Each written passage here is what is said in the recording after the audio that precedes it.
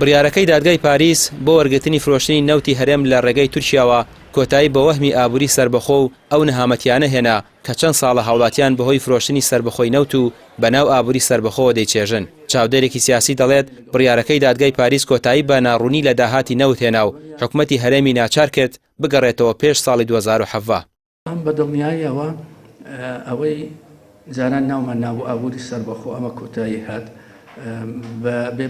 بەبێ ئاگادارکردنەوەی بەغدا فرۆشتنی نەوت بەبێ ئاگاداری بەغدا وەرگرتنی داهاتی نەوت چەندە ئەمە هەمووی بەدڵنیایەوە ئەمە کۆتایی هاتووە و ئەبێت هەماهەنگێکی تەواو لە نێوان هەردوو وەزارەتی نەوت لە هەرێمی کوردستان و لە عراق بێتە دی و من خۆم بۆچوونی خۆم و بۆچوونی حەزبەکەشم ئەوەیە کە ئێمە پێویستمە بە شەفافیەتێکی زۆر هەیە لە مەسەلەی داهاتی نەوت بە پێی دەستور هی هەموو عێراقیەکانە وەکو چۆن ئێمە ئەتوانین سوودمەند بین لەو داهاتەی کە نەوتی بەسڕە بۆ عێراقی دابی ناکات ئەبێت ناوچەکانی ترە عێراقیش و ناوچەکانی تری هەرێمی کوردستانش کە نەوتیان تیانە ئەوانش هەر سوودمەند بن.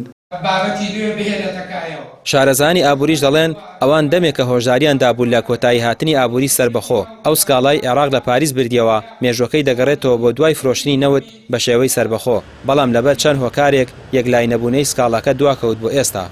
30 دەوڵەت بەشداریان کردووە لە پرۆسەی نەوتی عێراق 37 کۆمپانیای عالەمی بەشداریان کردووە لە پرۆسەی نەوتی هەرێمی کوردستان.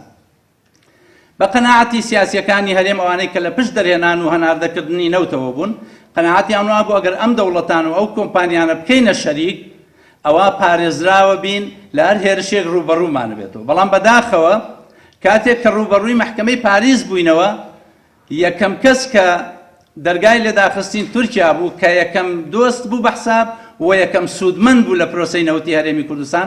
هەر لە ناو مەحکەمەکە تورکەکان دەوای ئەوەکەن هەرێمی کوردستان بخەنە ناو پرۆسەکەوە. دادوەرەکەی ناو مەحکەمەکە ئەڵێن نەخێر هەرێمی کوردستان بەشێکە لە عێراق ئەو کێشەی نێوان دوو وڵاتە کە تورکیا و عێراقە. ڕێکخراوی بوار لە سلێمانی گفتوگۆیەکی کراوەی لەسەر کاریگەری سیاسیەکانی دادگای پاریس لەسەر هەرێم ساز کرد. شارەزانی ئابووری و مامۆستانی زانکۆ و ڕۆشنبیرانی سلێمانی تایدا ئامادەی بوون. ئێمە وەک ڕێکخراوی بوار بۆ چالاکی ڕووناکبیری هەستاوین بە ئەنجامدانی گفتوگۆیەکی کراوە لەسەر ئایندەی سیاسی هەرێمی کوردستان دوای بڕیارەکەی دادگای پاریس. هەڵبەت ئەم گفتوگۆیانە بۆ کۆمەڵێک نخبەی سیاسی و ڕۆشنبیری شاری سلێمانی ئەنجام درراوە.